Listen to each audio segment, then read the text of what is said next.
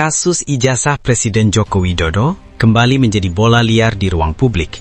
Isu yang sempat mereda kini memanas lagi, bukan karena munculnya klarifikasi yang tuntas dan transparan, melainkan justru karena pernyataan-pernyataan yang dinilai semakin memaksa rakyat untuk percaya pada satu versi cerita, tanpa membuka ruang pembuktian yang jujur dan terbuka. Nama Andi Aswan kembali mencuat ke permukaan. Dalam berbagai pernyataannya, ia tampil seolah menjadi benteng terakhir yang meminta publik berhenti bertanya, berhenti meragukan, dan menerima begitu saja apa yang disampaikan penguasa. Bagi sebagian masyarakat, sikap ini bukanlah upaya meluruskan kebenaran, melainkan tekanan psikologis agar rakyat tunduk pada narasi resmi, meski banyak pertanyaan mendasar belum terjawab. Yang dipersoalkan publik bukan sekadar selembar ijazah, tetapi sikap negara dalam menghadapi keraguan warganya. Ketika rakyat meminta bukti, yang datang justru seruan untuk percaya. Ketika publik menuntut transparansi, yang muncul malah tudingan bahwa keraguan adalah bentuk pembangkangan. Di titik inilah kecurigaan tumbuh subur, karena kebenaran sejati tidak pernah takut diuji. Kalau kita fokus apa yang telah dilakukan itu, ya artinya dengan adanya dari TPUA ya Bang Egy Sujana yang sebagai komandernya gitu kan, dia diberikan RJ. Nah ini kan menarik mengedepankan bahwasannya Pak Jokowi itu bukan tipe orang yang pendendam. Pak Jokowi itu adalah orang yang mau mendengarkan ya, dan juga punya empati yang besar ya. Empati yang besar, masa nggak nunjukin ijazah dari dulu? Loh, udah kapan setahun, tidak diundurkan? udah hampir setahun. Kapan tidak diperlihatkan ijazah beliau? Tersangka pun melihat kok ijazah beliau. Refri juga melihat ijazah beliau. Bener Bang. Di gelar perkara khusus. Yang ada embosnya. Sokol ijazah. Terserah mau persepsi mereka, mau kata gini, yang jelas sudah diperlihatkan di penyidik. Ya itu baru 15 Desember. Tapi gini, sekarang coba kita berhipotesa, sekarang ijazah yang asli, yang ngakunya asli ditunjukkan ke kita tidak punya kapasitas untuk menilai itu asli atau tidak. Makanya bukan? Itu di pengadilan nanti ditentukan itu. Ya kita mau berbusa-busa bicara masih akan mempertahankan masing-masing. Ya pembenaran itu kan begitu. Apakah dia bisa nih? Sedangkan gini lah, kalau kita bicara laboratorium forensik kepolisian sudah, mereka minta independen. Ya kita nggak ada masalah mau pakai independen juga monggo. Terserah dari para penyidik yang punya hak diskresi untuk itu. Jadi saat gelar perkara tanggal 14 itu ijazah yang 15. Versi mana yang ditunjukkan? 15 Desember. 15, oke. Kok ijazah yang mana? Versi embos. Semuanya ijazah di situ, ada ijazah SMA di sana, terus ijazah S1. Nah, itulah yang menyebabkan Ibu Neti ya, Ibu Elida itu sebagai kuasa hukum dari Bang Egy itu melihat dan dia selalu mengatakan, dia menyaksikan sendiri ada embosnya, ada yang namanya watermarknya, terus ada lintasannya. Itulah yang mengatakan dia kepada Bang Egy Sujana. Ingat, Bang Egy Sujana tanggal 7 Januari 2025 mengatakan, kalau saya melihat ijazahnya Pak Jokowi, case close. Nah, tanggal 8 Januari 2026 dia kan cash close. Apa arti cash close? Dia dapat SP3. Ya kan? Terserah mau dibicarakan. Dia tidak minta maaf, dia tidak ada perkataan asli atau palsu. Tapi yang jelas dengan diberikannya restoratif justice itu ya, dan mendapatkan SP3 itu sudah menggambarkan ya jiwa besar dari Pak Jokowi. Bang Refli, yang Anda lihat itu yang ada watermarknya, yang ada embosnya, ada lintasan. Yang saya lihat tuh yang pura-pura ada embosnya, pura-pura ada watermarknya, dan pura-pura ada lintasannya. Tapi saintifik. Jadi begini ya, kalau Andi Aswan kan tidak bisa dia mengatakan apa-apa karena dia tidak hadir kan, yang hadir kan saya. Itu yang kedua. Saya pertama. Saya hadir pertama. Ada dua kluster. Yang kedua dia nggak boleh masuk soalnya. Karena yang kedua saya pulang. Karena ilegal dia. Jam 4 sampai jam... Nggak, dia ilegal. Ilegal. Yang satu karena dia tidak punya standing. Jam 4, enggak. Dia tidak punya standing. Jadi standing itu hanya bisa... Ini saya mesti jelaskan. Ya. Tapi standing begini. Kalau Bang Refli bilang Anda tidak punya legal standing, sekarang Anda jelaskan dong, kedudukan Anda sebagai apa? Apa Anda? Saya sudah katakan ya, setiap itu ada dua pendamping. Iya. Ya. Periadi Bersatu pendamping itu punya surat kuasa, bro. Ya, yang memang Apa? makanya kan Mana ditampilkan surat kuasanya karena mana? Zainuddin itu tidak mau melihat saya. Ya, daripada ribut kan kita tahu tipikal Daripada mereka, ribut, makanya saya katakan, oke saya di luar. Di sana ditanya sama satu penyidik, Bapak nggak usah kemana-mana, di sini aja Pak. Ya saya duduk aja di situ, gitu loh. Sampai selesai. Sampai selesai jam 3.30 waktu diberikan yang namanya ijazah diperlihatkan, saya ada di dalam dekat dengan Pak Yakub, gitu loh. Jadi bukan diusir bang, jadi bukan legal, jadi bukan ilegal. Dia katakan legal, saya bilang ilegal. Ya, Sudah, menurut keyakinan karena saya dia ilegal. tidak ada di tempat, karena dia tuh menurut dikasih jam keyakinan 4. saya ilegal. Itu aja. Udah, Anda tanya yang lain Masalahnya aja, yang gitu. nggak mutu itu. Ya itu dia nggak mutu juga, nggak mutu Apa? juga Coba masalahnya. tanyanya Oke, apa? baik. Karena hal yang itu tidak Pertanyaannya perlu apa? diperdebatkan masalah itu. Yang Ilegal. jelas saya melihat Ilegal. langsung. Dan saya melihat Ilegal. bagaimana Ilegal. Ibu Elida itu Ilegal. menyentuh, Ilegal. ya Ilegal. melihat, Itu makanya bohong Ibu itu. Elida Itu itu bohong itu. mengatakan, Bohong itu. saya melihat Bohong. dan itu dikatakan Udah bohong, kepada bohong. Bang Egy dan Bang Egy. Bohong itu. Ya, Coba makanya bayangkan, berpendapat saya akan ada berangkat ke Ibu plastiknya Elida itu tiba-tiba. backgroundnya apa? sarjana hukum, Ya. lawyer. Cukup sarjana hukum dan lawyer. Nah, Untuk membuktikan bahwa itu asli atau tidak, Jadi begini, Mbak That's Nasiti. good question. Kita lihat posisi ya, Mbak Nasiti kan ya. Kalau kita lihat, Mbak Nasiti, kalau ada foto Anda yang dikatakan itu stempel baru ditutup, ternyata di situ ada, kemudian ada lintasan merahnya. Ya kan? Selama ini kan dikatakan itu dan di framing seperti itu ada. Yang dikatakan tidak ada yang namanya watermark, ada watermarknya di sini. Watermarkan. Karena yang selalu dipakai oleh mereka itu adalah fotokopi yang jelas nggak kelihatan ada watermark, Oh, iya, nggak kelihatan iya. ada emboss. Oke, saya Kayak begitu. coba oke bagian sedikit saya. bang, silakan Ya. bang. Gini ya, ada 8 penggunaan ijazah atau penampakan ijazah Jokowi.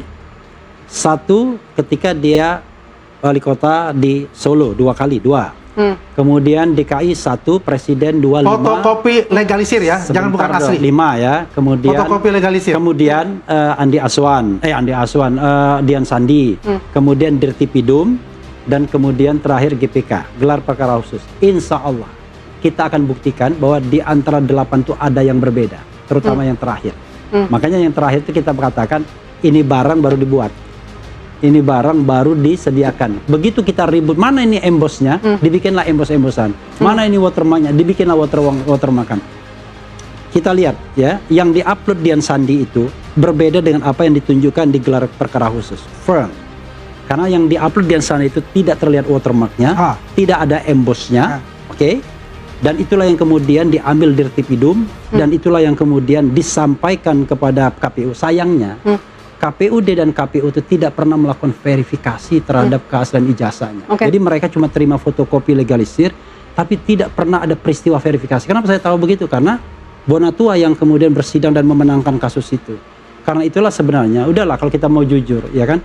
Ini seperti cloudy, seperti awan gelap yang kemudian berusaha terus-menerus ditutupi, ya kan? Saya bisa jelaskan. Jadi itulah yang kemudian yang terjadi.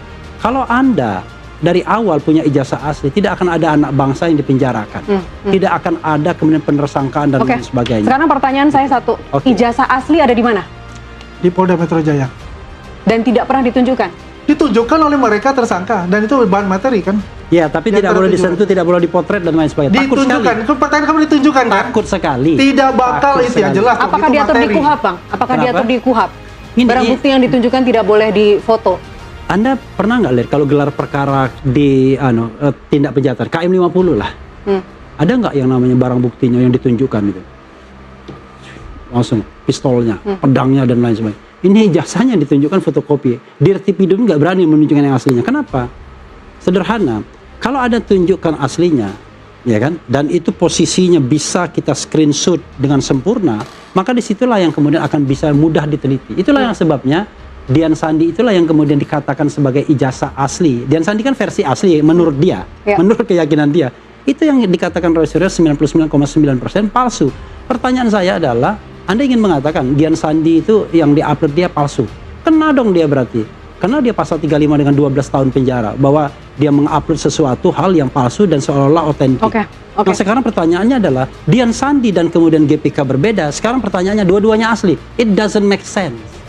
Silakan bang. Ya. Otentik kan katanya. Ya, jadi ya, kalau kita bicara itu haknya dia lah untuk itu, karena memang adalah sebagai lawyernya untuk itu mengatakan. Simpel aja saya kata. Penyelidikannya Roy Surya itu dari fotokopi. Dari fotokopi, apa ada dari sumber primernya dari ijazah asli Pak Jokowi? Kan enggak. Itulah yang Ya itu karena oleh takut mereka. ditunjukkan. Ya, bagaimana Kalau berani mau di takut GPK itu ditunjukkan? disuruh potret, Bukan masalah dilakukan GPK penelitian. pertamanya itu. Ketakutan Dari menunjukkan awal ijazah dia asli. melakukan Udahlah, yang namanya penelitian ketakutan. adalah ijazah palsu, you have, dan ijazah fotokopi. diploma yang Itu asli, yang Anda masalahnya. tidak akan pernah Itu takut masalahnya. menunjukkannya ke Ijazah publik. fotokopi Kalau yang kita dicoba, menggunakan yang prinsip good governance, diotak-atik, clean government, akhirnya kalau Anda dikatakan punya yang benar 90% akan berani Anda palsu. tunjukkan ke publik. Dan Berani itulah karena benar, takut masalahnya. karena salah. Kalau di GPK Kalau Anda sudah sembunyikan sesuatu ditunjukkan, hal, maka itu ada terlihat bahwa itu nggak akan ada, benar.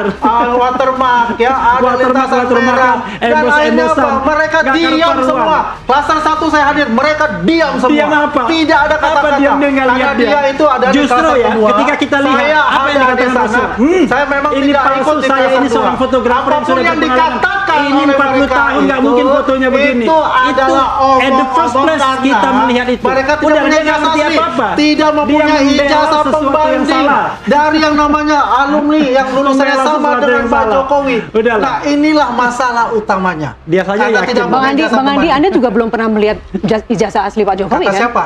Saya mau tanya. Anda lihatnya di Nggak, mana? kata siapa saya mau tanya. Saya justru tanya. Nah, saya tidak mau mengatakan apakah saya melihat atau tidak. Yang jelas, dia. ya, Scan aslinya dari ketika mana saya dia melihat scan itu, itu? saya bilang sudah paham. Tapi Anda Ya. lihat aslinya. Dia, Lihat. dia- Oke? Anda lihat aslinya. Lihat. Di mana? Posisi di mana waktu itu pas lihat? Itu udah lama. Ini Udah bukan lama, lagi ya? ditahan ya, sudah Dan lama. yang paling lucunya Jadi ketika saya nggak usah bicara, kita sekarang fokus aja yang saya katakan. Ijazah beliau adalah asli, yang dilakukan oleh Rosuryo dan asli kawan-kawan palsunya. itu Oke. adalah Asli ijazah yang dikatakan Asli palsunya. punya Dian Sandi. Kalau kita lihat resolusi foto itu sangat Saya katanya cuma tantang kepada 50. Anda. Saya Kalau tantang melihat Anda. Anda resolusi berani nggak foto menunjukkan itu ijazah yang asli itu? 225 Lalu kita kata, uji sama-sama. itu Berani nggak? kelihatan. Nggak berani Ya, dia. yang Nggak berani, namanya gitu.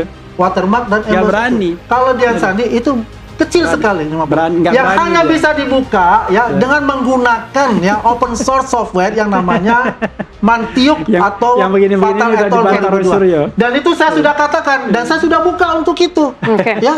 Iya, ijazah Dan kelihatan semua. scan asli yang palsu Asli. itu ya.